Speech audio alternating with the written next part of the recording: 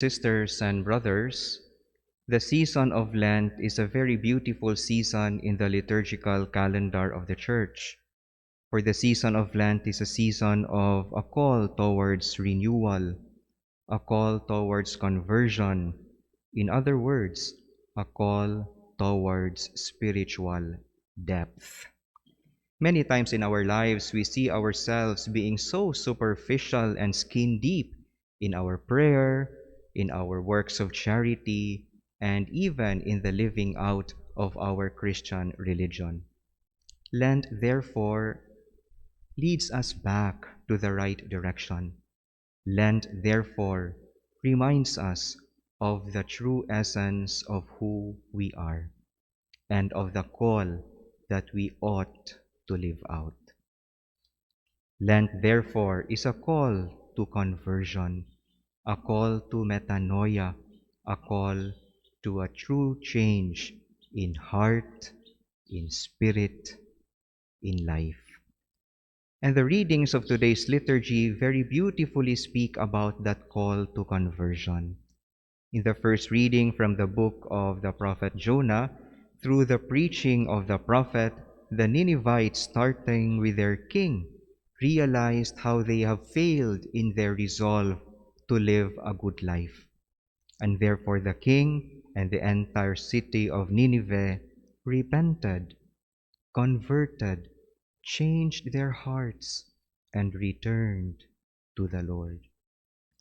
But first point, conversion happens because one, somebody pointed out to us that we have gone out of the right direction.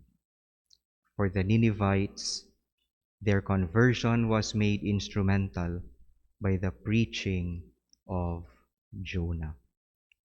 They realized that they were not true to who they are, images and likenesses of God. And they have been made aware that they fell short of their moral expectation to avoid what is evil, to do what is right, and to walk in humility in the ways of righteousness and justice. It was the prophet Jonah who pointed out to them this reality. And having pointed out these, the king and the entire city of Nineveh realized their shortcomings and then had a conversion, a change of heart and spirit.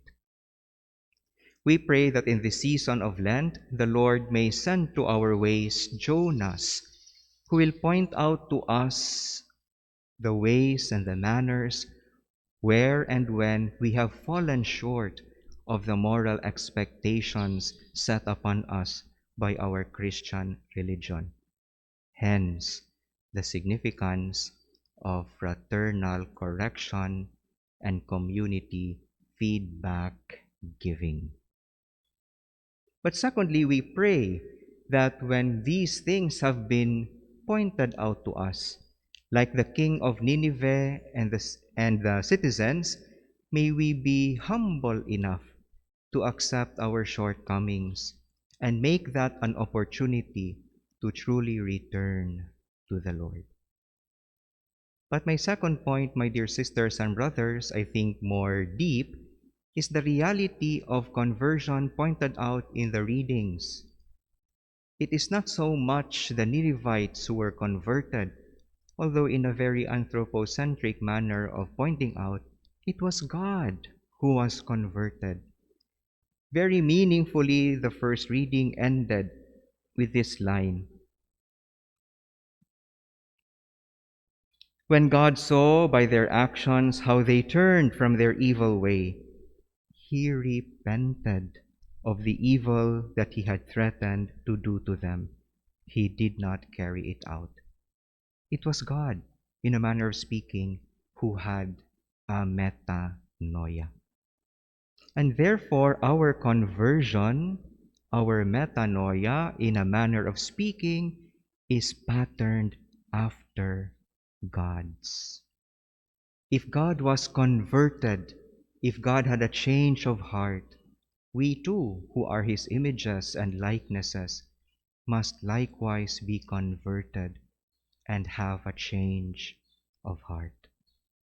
Then, and only then, can our Lenten discipline and journey be truly made meaningful and deep. We pray for this Lenten grace, the grace of depth, the grace of seriousness in living out our Christian vocation. First, by realizing we have failed in many ways.